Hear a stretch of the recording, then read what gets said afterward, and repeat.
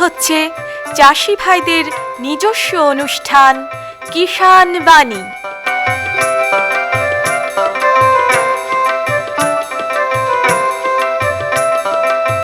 কৃষি, মাছ চাষ, প্রাণী সম্পদ উন্নয়ন, সমবায়, ফল চাষ, কৃষি প্রযুক্তি, পশুপালন, গ্রামোন্নয়ন এ সব কিছু জানতে শুনুন কিষাণ বাণী।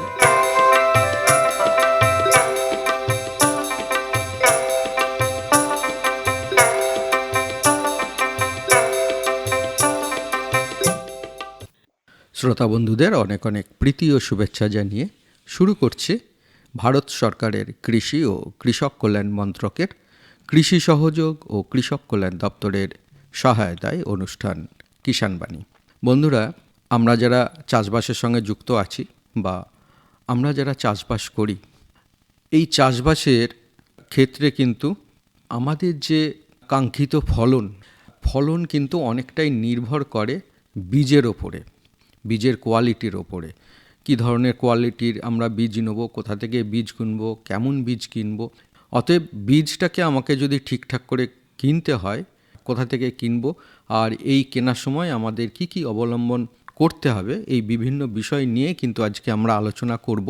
আর এই আলোচনার জন্য আমরা পেয়েছি জেলার কৃষি দপ্তরের রানীনগর ২ নম্বর ব্লকের সহকারী কৃষি অধিকর্তা ডক্টর মোহাম্মদ নোমান সাহেবকে।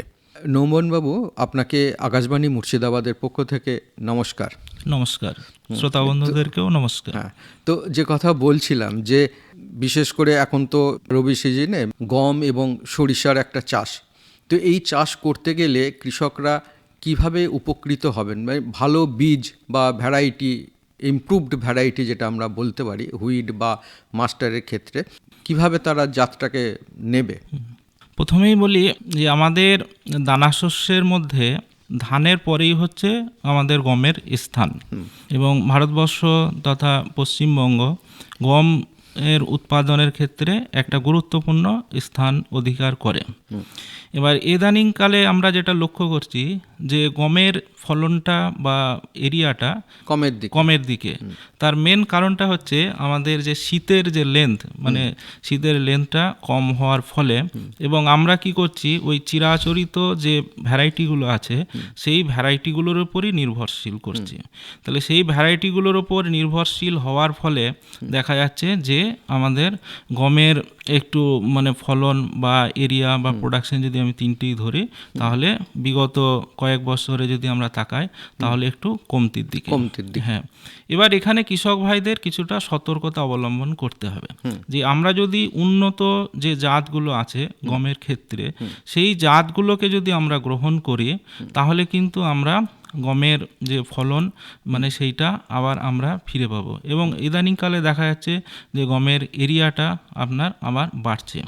আমি সময়ের কথা যদি এখন বলি তাহলে এখন মোটামুটি গম চাষ জাতগুলো তো একটা সময়ের উপরে নির্ভর করে, অবশ্যই, কারণ আমি কোন ফসলটা মানে কোন আবহাওয়ার উপর এবং আমাদের যে অঞ্চল ভিত্তিক যে জলবায়ু আছে মানে সেই তার উপরে হচ্ছে আমাকে জাতটা নির্বাচন করতে হবে। কারণ আমি জাতটা যদি সঠিকভাবে নির্বাচন করতে না পারি যে কোনো ফসলের ক্ষেত্রে এবং উল্লেখযোগ্যভাবে গমের ক্ষেত্রে, তাহলে কিন্তু আমি গমের ফলনটা হচ্ছে ঠিকমতো পাবো না। এবং আরেকটা হচ্ছে সময়টা হচ্ছে আমার কৃষি কার্যের ক্ষেত্রে কিন্তু একটা গুরুত্বপূর্ণ অংশ। কারণ আমার যে সময়ে চাষ করা উচিত, আমি যদি সেই সময়ে চাষ না করি তাহলে কিন্তু আমি কাঙ্ক্ষিত ফলন পাবো না। এবার গমের ক্ষেত্রে আমি যদি ধরি তাহলে আমাদের এখন গমের কিন্তু আমাদের চাষ শুরু হয়ে গেছে, মাঠে অলরেডি গমের বোনার চাষ চলছে। এবং আমরা যদি মানে সময়টা দেখি তাহলে আমরা 3rd উইক অফ ডিসেম্বর পর্যন্ত কিন্তু আমরা গম লাগাতে পারি। আচ্ছা, এবার তারপরে যদি আমরা গম লাগাই তাহলে দেখা যাচ্ছে যে প্রতিদিন লেট করার জন্য আমাদের 1% কিন্তু গমের ফলনটা হচ্ছে কমে যাবে। কমে যাবে। সেই জন্য হচ্ছে আমাকে সময়টার উপরে হচ্ছে নজর নজর দিতে হবে এবং আমাদের হচ্ছে সময়টার উপর যদি আমরা নজর দিই তাহলে কিন্তু আমরা গমের হচ্ছে কাঙ্ক্ষিত ফলন পাবো। এবং চাষি ভাইরা আমরা মাঠে দেখছি যে চাষি ভাইরা অলরেডি গমের হচ্ছে মানে লাগানো শুরু করে দিয়েছেন এবং মোটামুটি এখন গম বোনার ফুল সুইংয়ে চলছে এবং আশা করি আমরা কয়েক দিনের মধ্যে চাষি ভাইরা গমের বোনার কাজটা মানে শেষ করবেন। তো আমাদের মুর্শিদাবাদ জেলায় কোন কোন জাত নির্বাচন করা উচিত? এবার প্রথমেই বলি যে আমার গমের ক্ষেত্রে বা যে কোনো ফসলের ক্ষেত্রে যে বীজ, প্রথমে আসছি বীজের যে মানে 4টে ভাগ থাকে। একটা হচ্ছে breeder seed, foundation seed, certified seed এবং হচ্ছে টিএল সিড। তা মানে ব্রিডার সিডটা তো হচ্ছে রিসার্চ সেন্টারে বিজ্ঞানীরা তৈরি করেন, তাহলে আমরা ফাউন্ডেশন এবং সার্টিফাইড সিড। তা আমরা বিজ্ঞানের ভাষায় বলি যে চাষি ভাইরা সবসময় হচ্ছে ওনারা সার্টিফাইড সিড লাগানোর কথা বলি, কারণ আমি যদি সার্টিফাইড সিড হচ্ছে যদি লাগাই তাহলে হচ্ছে আমি হচ্ছে কাঙ্ক্ষিত ফলন পাবো। আমি যদি সার্টিফাইড সিড না লাগিয়ে টিএল বা অন্যান্য যদি ঘরোয়া পদ্ধতিতে যদি তৈরি করি এবং সেটা যদি সায়েন্টিফিক ওয়েতে না হয়, মানে বাড়ির বীজ যদি আমরা সায়েন্টিফিকভাবে যদি তৈরি না করি, এমনি যে কোনো জায়গা থেকে যদি আমরা বীজ সংগ্রহ করি বা খোলা মার্কেট থেকে যদি আমরা বীজ সংগ্রহ করে গম লাগাই তাহলে কিন্তু আমরা হচ্ছে গমের ফলনটা পাবো না। তাহলে এই দিক থেকে আমাকে সার্টিফাইড সিডটার হচ্ছে গুরুত্ব দিতে হবে। আর যদি জাতের কথা বলি তাহলে এখন নতুন নতুন অনেক জাত আসছে, যেমন হচ্ছে PBM হচ্ছে 343, 443, 550, তারপরে HD 2888, দেবা, শতাব্দী, এই সমস্ত জাতগুলো যদি আমরা লাগাই তাহলে কিন্তু আমরা গমের ফলনটা হচ্ছে কাঙ্ক্ষিতভাবে পাবো। গম এবং সরিষার তাহলে এই যে চাষ এখন এই বর্তমান একটা পরিস্থিতি কেমন এখন? বর্তমানে সরিষা তো আমাদের মোটামুটি মানে লাগানো মাঠে হয়ে গেছে এবং আমরা মাঠে দেখছি যারা হচ্ছে আর্লি মানে লাগিয়েছেন তাদের ক্ষেত্রে মোটামুটি মাঠে এখন ফুল চলে এসেছে এবং হচ্ছে আপনার যারা লেট ভাবে হয়তো লাগিয়েছে তাদের হয়তো চারাগুলো হয়তো ছোট আছে, কিন্তু আমাদের মাঠে যেটা দেখা যাচ্ছে যে আমাদের সরিষা খুব সুন্দর আছে, মানে কোনো অসুবিধা নাই এবং আশা করছি যে কৃষক ভাইয়েরা তারা মানে সরিষার সঠিক ফলন হচ্ছে পাবেন।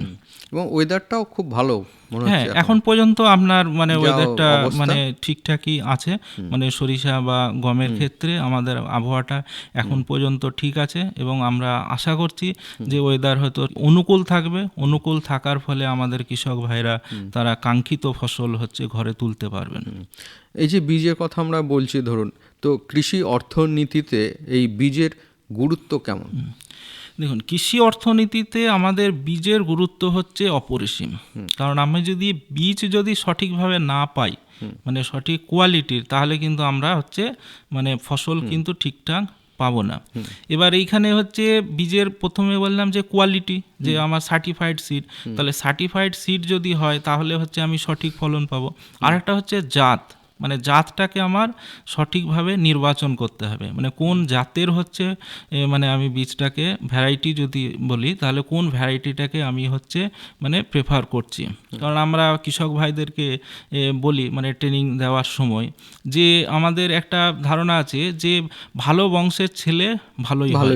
হ্যাঁ, তাহলে সেই রকম হচ্ছে বীজের ক্ষেত্রেও আমার যদি ভালো বংশ হয় মানে ভালো হয় তাহলে হচ্ছে সেখান থেকে আমি হচ্ছে ফলন হচ্ছে ভালো পাবো। কিন্তু যদি বীজটা যদি আমার ঠিকঠাক না হয়, তার যদি কোয়ালিটি না থাকে, তার যদি ভ্যারাইটি আমি যদি ঠিকঠাক যদি চয়েস না করতে পারি তাহলে হচ্ছে আমি হচ্ছে মানে ফলনটা হচ্ছে পাবো না। আমি যদি দেখা যায় যে আমার হয়তো সরিষা লাগাতে হয়তো মানে আমার মানে লেট হচ্ছে, তাহলে সেখানে যদি আমি দীর্ঘমেয়াদী জাত নির্বাচন করি তাহলে আমি মানে ফলন পাবো না। আমার দেখা যাচ্ছে যে আমি খারিফ ধান কাটার পরে সরিষা লাগাচ্ছি, এবার দেখা গেল সেখানে আমি যদি শর্ট ডিউরেশন ধান লাগাই, ধানটা আগে কাটা হয়ে যায়, তাহলে আমি সেখানে আমার লং ডিউরেশন যে সরিষা আমি সেইটা লাগাবো।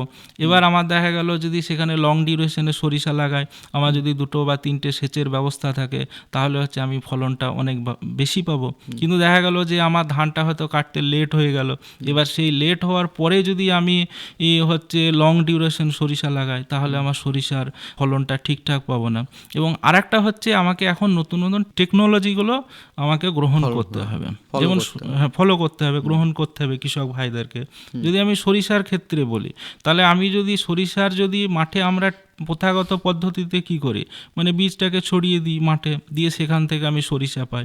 কিন্তু বর্তমানে বিভিন্ন রিসার্চ সেন্টারে এবং কৃষকের ভাইয়ের মাঠেও পরীক্ষা করে দেখা গেছে যে আমি মাইক্রোপট টেকনোলজিতে যদি আমি সরিষা লাগাই, মানে যেভাবে আমি আপনার হচ্ছে বেগুন বা হচ্ছে টমেটো লাগাই চারা তৈরি করে, তাহলে সেইরকমভাবে যদি আমি মাইক্রোপটে যদি আমি ওই সরিষার চারা তৈরি করে নিই, তাহলে আমি ওখানে 15 দিন মোটামুটি সময়টা পেয়ে গেলাম।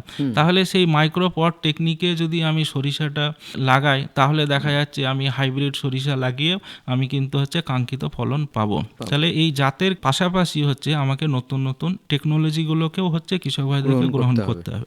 আমি যদি গমের ক্ষেত্রে দেখি যে অনেক সময় হয়তো জমির জো আসতে হয়তো আমার মানে সময় লেগে যাচ্ছে, তাহলে আমার চাষ দিয়ে লাগাতে গেলে দেখা যাচ্ছে আমার সময়টা চলে যাবে। তাহলে সেক্ষেত্রে আমি কি করতে পারি, জিরো টিলেজ পদ্ধতিতে গম চাষ করতে পারি। এখন কিন্তু কৃষক ভাইরা জিরো টিলেজ পদ্ধতিতে গম চাষ করছেন। তাহলে এই নতুন নতুন যে টেকনোলজিগুলো আছে সেইগুলো প্লাস তার হচ্ছে ওই যে সার্টিফাইড সিড, সেইগুলো যদি তিনটের আমি মেলবন্ধন ঘটাতে পারি, তাহলে কিন্তু কৃষক ভাইরা কাঙ্ক্ষিত ফলন কিন্তু পাবেন। অনেক কৃষক বন্ধু তো বাড়িতেই বীজ তৈরি করেন, তো এই বীজ তৈরি করার ক্ষেত্রে কিভাবে সতর্কতা নেবেন বা কিভাবে কোন পদ্ধতিতে বীজটাকে তৈরি করবেন? এক নম্বর হচ্ছে বীজ হচ্ছে আমাদের কৃষক ভাইদের বীজের ক্ষেত্রে একটা বড় কিন্তু তাদের অর্থ ব্যয় হয়। মানে আমরা যদি যে বীজগুলো হচ্ছে দোকান থেকে বা বিভিন্ন জায়গা থেকে সংগ্রহ করি, সেক্ষেত্রে কৃষক ভাইদের খরচের একটা বড় অংশ কিন্তু বীজের ক্ষেত্রে আমার ব্যয় হয়। তাহলে কৃষক ভাইরা যদি 1 বছর বীজ কিনে যদি কিছুটা সায়েন্টিফিক পদ্ধতিতে বিজ্ঞানীদের পরামর্শ বা কৃষি আধিকারিক বা আমাদের মুর্শিদাবাদে যে কৃষি বিজ্ঞান কেন্দ্র বা পালস অয়েল রিসার্চ স্টেশন আছে, সেই সমস্ত বিজ্ঞানীদের সঙ্গে যদি একটু যোগাযোগ করেন বা হচ্ছে একটু ট্রেনিং নেন, তাহলে হচ্ছে কৃষক ভাইরা কি হবে, নিজের বীজ নিজেই হচ্ছে তৈরি করতে পারবেন। এবং দেখা যাচ্ছে আমি যদি একবার সার্টিফাইড সিড লাগাই, তাহলে আমি তারপরে C1 C2 মানে 2 বছর হচ্ছে আমি সেই বীজটাকে হচ্ছে আমি আমার জমিতে পুনরায় লাগাতে পারবো। এবার এই ক্ষেত্রে কি করতে হবে, যে আপনার প্রথাগত পদ্ধতি যে চাষ হচ্ছে তার থেকে একটু হচ্ছে আমার আলাদা মানে এই সেন্সে যে আমাকে একটু ফিল্ড পরিদর্শন করতে হবে। দেখা গেল সেইখানে হয়তো অন্য কোনো জাতের কোনো গাছ যদি থাকে, তাহলে সেইটাকে আমাকে তুলে ফেলতে হবে।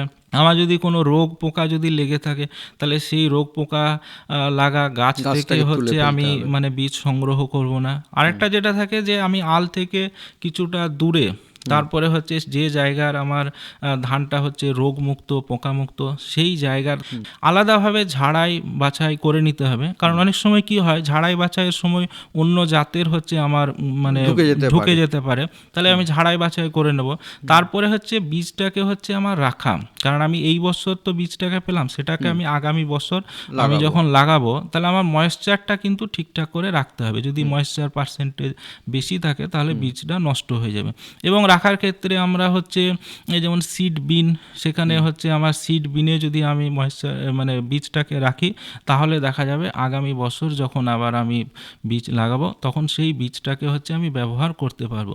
তাহলে এইভাবে যদি কৃষক ভাইরা একবার বীজ কিনে সে আগামী 2 বছর হচ্ছে নিজের বীজটাকে যদি নিজেই তৈরি করে, তাহলে দেখা যাবে যে আমার কৃষক ভাইদের অর্থনৈতিক সাশ্রয় হবে। তাহলে আমার ব্যয় যদি কম হয়, তাহলে লাভটা বেশি হবে। তাহলে এইটা কৃষক ভাইদেরকে আমরা উৎসাহ দিই যে আপনারা নিজের বীজ নিজে মানে করেন, তার পরবর্তীকালে আবার বীজ কিনবেন। এবার বীজ কেনার ক্ষেত্রে আমরা যেটা বলি যে আপনারা সার্টিফাইড সিডটাই হচ্ছে গ্রহণ করবেন। উন্নত জাতের যে বীজ কৃষক ভাইরা কোথা থেকে সংগ্রহ করবেন? এবার এই বীজ সংগ্রহটা কিন্তু একটা গুরুত্বপূর্ণ অংশ, যে আমি কোথা থেকে বীজটাকে হচ্ছে সংগ্রহ করছি। এবার এই বীজ সংগ্রহের ক্ষেত্রে হচ্ছে আমার বিভিন্ন হচ্ছে কৃষি বীজ খামার আছে, বিভিন্ন ব্লকে আছে বা জেলার বিভিন্ন জায়গায় আছে, আমি সেখান থেকে বীজটাকে সংগ্রহ করতে পারি। আমাদের বিভিন্ন রিসার্চ সেন্টার আছে, সেখান থেকে সংগ্রহ করতে পারি। আমাদের কৃষি বিজ্ঞান কেন্দ্র আছে, সেখানেও হচ্ছে উন্নত জাতের বীজ তৈরি করে বিক্রি করা হয়, সেখান থেকে আমরা সংগ্রহ করতে পারি। আমাদের যে মুর্শিদাবাদে বহরমপুরে পালস এবং oil seeds research centre PORS আছে, সেখান থেকেও আমি ডাল শস্য এবং তৈল বীজের হচ্ছে উন্নত জাতগুলো আমি সেখান থেকে সংগ্রহ করতে পারি। এছাড়া হচ্ছে আমাদের যে রেপুটেড ডিলার, মানে যাদের লাইসেন্স প্রাপ্ত ডিলার, সেই সমস্ত ডিলারের কাছ থেকেও হচ্ছে আমরা উন্নত জাতের বীজগুলো হচ্ছে সংগ্রহ করতে পারি। এছাড়া মানে ব্লকের সহ কৃষি অধিকারী অধিকর্তা বা আপনার যে সায়েন্টিস্ট আছে ওনাদের সঙ্গে যোগাযোগ করলে উন্নত জাতের যে বীজগুলো বিভিন্ন রিসার্চ সেন্টার থেকে পাওয়া যায়, আমাদের WBSCC আছে, সেখান থেকে সংগ্রহ করতে পারি, বা আমরা ভালো রেপুটেড ডিলার যারা লাইসেন্স প্রাপ্ত ডিলার সেখান থেকেও আমরা বীজটাকে সংগ্রহ করতে পারি। উন্নত জাতগুলোর প্রসার ঘটানোর জন্য সরকারি কোনো পদক্ষেপ রয়েছে? উন্নত জাতগুলো প্রসার ঘটানোর জন্য সরকারের তরফ থেকে বিভিন্ন পদক্ষেপ নেওয়া হয়। এক নম্বর হচ্ছে আমাদের বিভিন্ন স্কিমের মাধ্যমে প্রদর্শনী ক্ষেত্র করা হয়, যেমন NMEO-OS এর মাধ্যমে অয়েল সিড, এবং তারপরে হচ্ছে RKVY, স্টেট প্ল্যান, NFSM, সেই সমস্ত স্কিমের মাধ্যমে বীজ এবং তার সঙ্গে অন্যান্য ক্রিটিক্যাল যে ইনপুটগুলো আছে সেইগুলো দিয়ে প্রদর্শনী ক্ষেত্র করা হয়।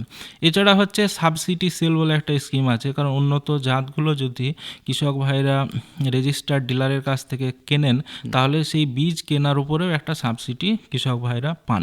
এছাড়া আমাদের যে আত্মা স্কিম আছে সেই স্কিমের মাধ্যমে বিভিন্ন উন্নত জাতের বীজ দিয়ে আমরা প্রদর্শনী ক্ষেত্র করি। এছাড়া আমাদের বিভিন্ন রকম দেখা যাচ্ছে যে উন্নত জাতগুলোর ক্ষেত্রে আমাদের মাইক্রো নিউট্রিয়েন্টের দরকার হয়, সেগুলো আমাদের সরকারের তরফ থেকে মাইক্রো নিউট্রিয়েন্টগুলো ফ্রি দেওয়া হয় কৃষক ভাইরা। কারণ পরীক্ষা দ্বারা প্রমাণিত হয়েছে যে আমরা যদি ফসলে মাইক্রো নিউট্রিয়েন্টগুলো প্রয়োগ করি তাহলে দেখা যাচ্ছে যে আমাদের ফলনটা অনেক ভালো হয়। আমি যদি সরিষার ক্ষেত্রে দেখি তাহলে সরিষার ক্ষেত্রে যদি বোরনটা আমরা 2বার স্প্রে করি তাহলে দেখা যাচ্ছে যে আমার কিন্তু ফলনটা অনেক ভালো হচ্ছে, সুটিটা ভালো হচ্ছে, দানাটা মোটা হচ্ছে। তাহলে সরকারের তরফ থেকে এই সমস্ত পদক্ষেপগুলো গ্রহণ করা হচ্ছে। এছাড়া বিভিন্ন ট্রেনিং মিটিং করা হয় যে উন্নত জাতগুলো গ্রহণ করার জন্য। এছাড়া আমাদের কৃষি বিজ্ঞান কেন্দ্র, পাল সায়েন্স রিসার্চ সেন্টার, সেখানে বিভিন্ন উন্নত জাতের ট্রায়াল হচ্ছে, সেখানেও গিয়ে কৃষক ভাইরা দেখতে পারে, সায়েন্টিস্টদের সঙ্গে কথা বলতে পারেন।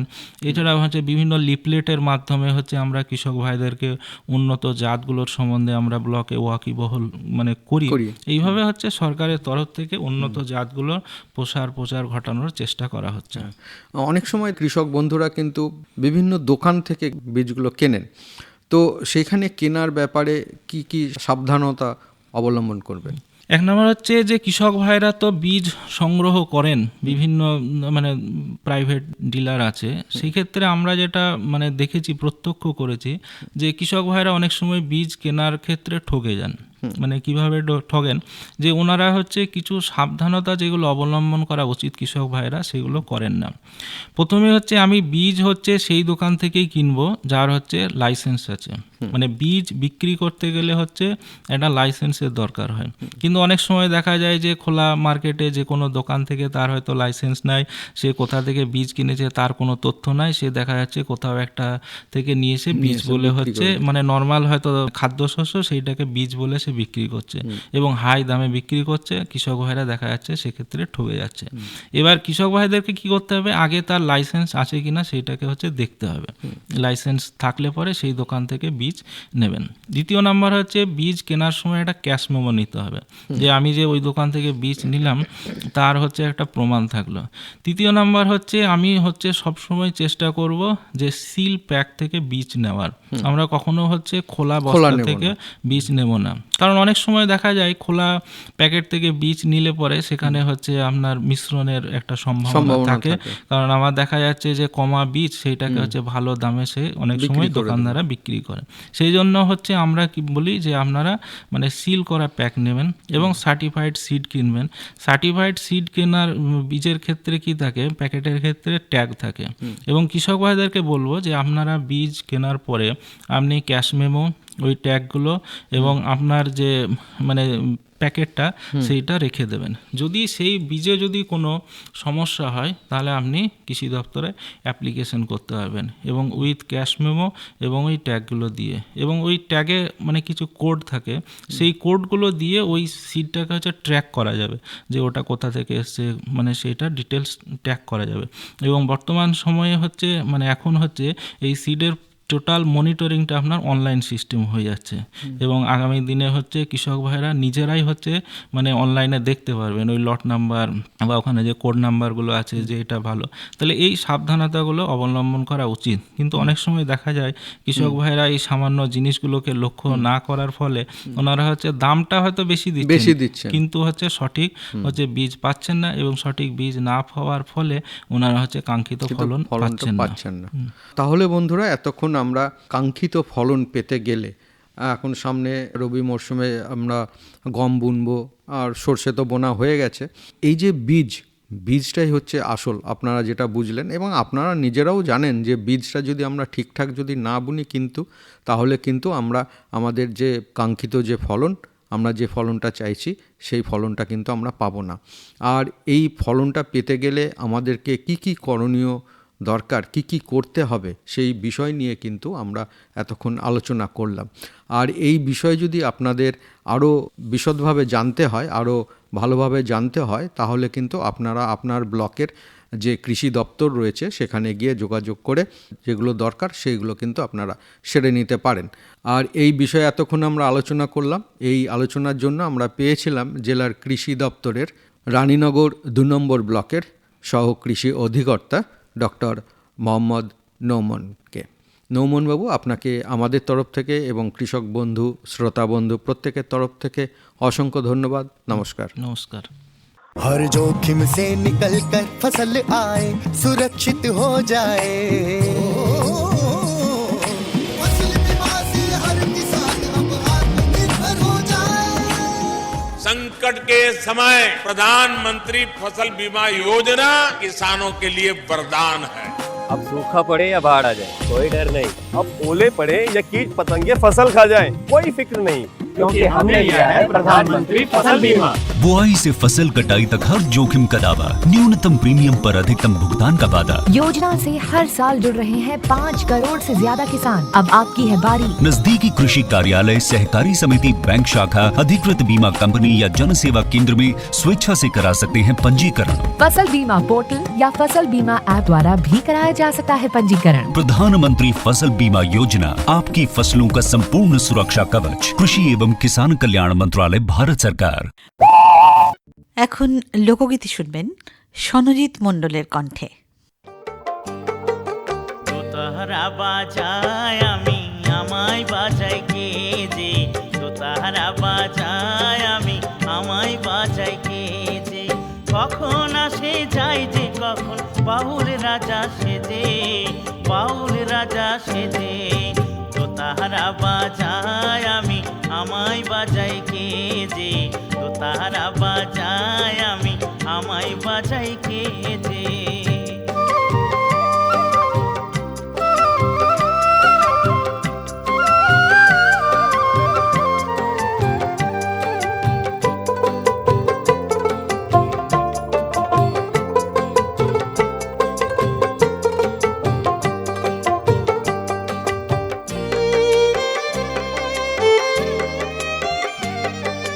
ঘষে মেজে ভালো রাখি এই দু তারায় আমি,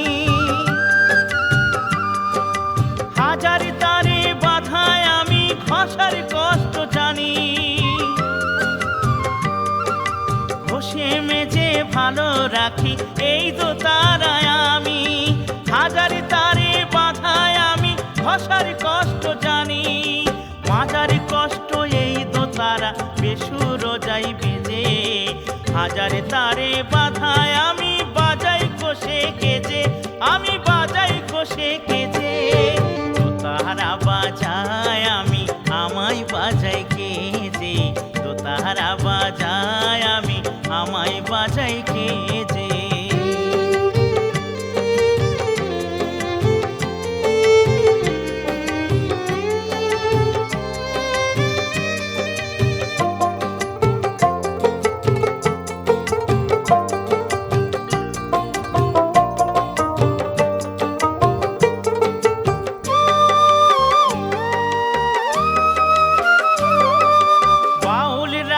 সেজে কেজে হাজার তারা এজে,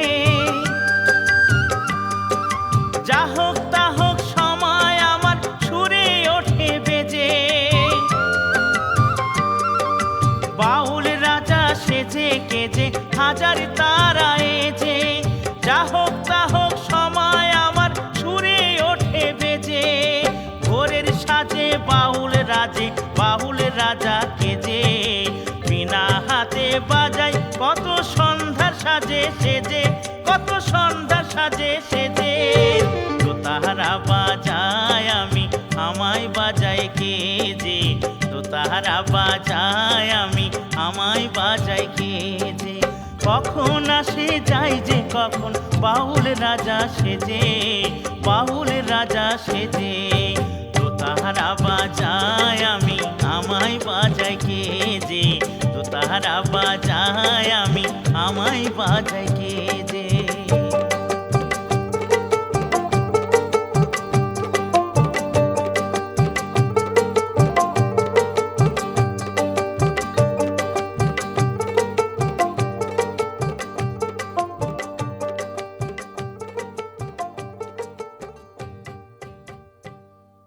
এতক্ষণ লোকগীতি শুনলেন, শিল্পী ছিলেন সনজিৎ মণ্ডল। प्रधानमंत्री किसान मान धन योजना, मिलेगा पेंशन का सहारा, कृषक ना होगा बेसहारा, जुड़ेगा खुशियों से नाता, कटेगा सुख से बुढ़ापा, सुरक्षित होगा अन्नदाता, सुरक्षित होगा अन्नदाता।